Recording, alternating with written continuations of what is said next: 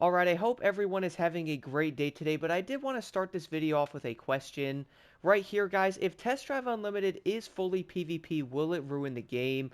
Which was kind of like the title of the video, but seriously though, do you guys think if the game is fully PvP, will it ruin it? Now, hold on a quick second though, because I would say this is probably going to spark a lot of different like comments and stuff, which honestly, I would like to see what you guys think about it. And I kind of want to see where everyone is standing with like a PvP based racing game like this. Now, do keep in mind, apparently this is all going to be a rumor, but I have seen a lot of people saying the game is primarily based on PvP, and then, like, if it can't find people, it's then going to add AI. Why can't they just have AI in the events, and then if you want to race people, do that? Is that so difficult to have both?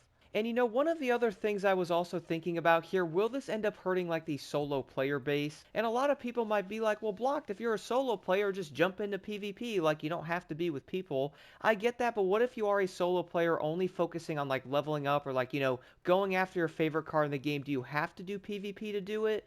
Or can you just go and do like regular events in the game and actually level up that way, get money and go after cars and get parts and stuff like that leveled up? Do you always have to be in a PvP based thing? Because I do feel like solo players may not like it, and I would say a lot of players might just want to sit back, and have a great time with racing instead of going into a crazy PvP lobby. We also see this in grand races right now. They can be pretty hectic. Yes, don't get me wrong, they are insanely fun to do, but yeah, they are also hectic, especially in the beginning of the events with everyone ramming into each other around every corner. And also the second you slow down around the corner, because weirdly enough, braking before going around a corner does help. Crazy, isn't it? Who actually knew? But one of the ways I look at this though is, let's say you are trying to just jump in and have a great time racing, like maybe you don't want to be bothered, or maybe you feel like throwing on some music and just vibing to some events or like, racing. Instead you have to only do PvP. Maybe people don't want to do it. And I do feel like having both instead of just AI filling the gap of no one in there is easily going to be the best way to do it. Like, have AI and racers in the game. That way a player does have an option.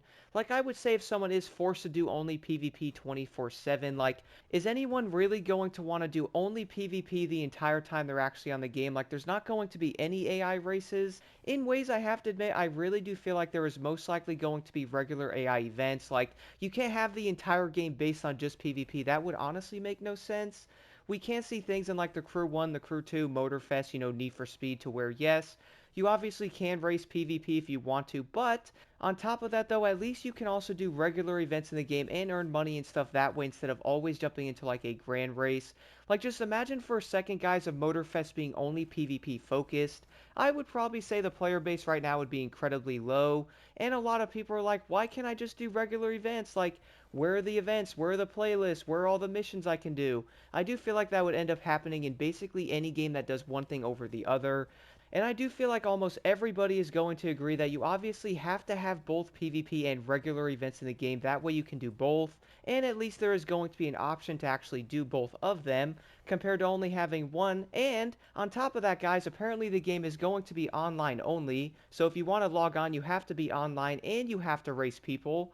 That is probably going to be two, I guess you could say, nails in the coffin, or even like things you're most likely going to be like, well, wait a second, do I actually want to buy the game now? Like, if I can't even log on to the game offline mode and I have to race people, like, come on, man. And the one thing about this though is I have seen people saying they did end up discussing how the game is going to be PvP focused, and then I've also seen other people saying it is going to be AI and PvP. So like, which one is it? I guess we're going to have to wait for more information on it.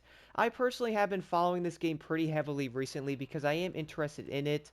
And not gonna lie here, guys, I absolutely love racing games. So like, seeing a test drive game come out after all of this time, I'm like, yeah, let's go. And I am hoping they actually deliver on this with like the cars, the map, the overall gameplay aspect of it with like, having actual AI and being able to do PvP. Like, that will be the best thing ever. Only having one thing focused on it, I feel like, is not the best way to do it.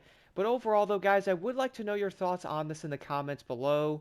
Do you think having like a PvP focused only in test drive is going to be a mistake? Do you actually think we most likely should have AI and PvP being separate? Or, having the main thing of adding AI to the events if there's no one in it? Yeah. And no. Yeah. And I also do want to mention, no. And the last thing I do want to mention here, no. And the last thing I do want to mention though is if there is a way for me to test, no. And the last thing I do want to mention though is if there is a way for me to play test something like Test Drive, do let me know in the comments below to where I can actually do it. I would love to actually jump into some of these games and test them out, and then, give some of my feedback back to the developers. Overall though, guys, let me know your thoughts on this in the comments below, and I really do have high hopes for Test Drive Unlimited.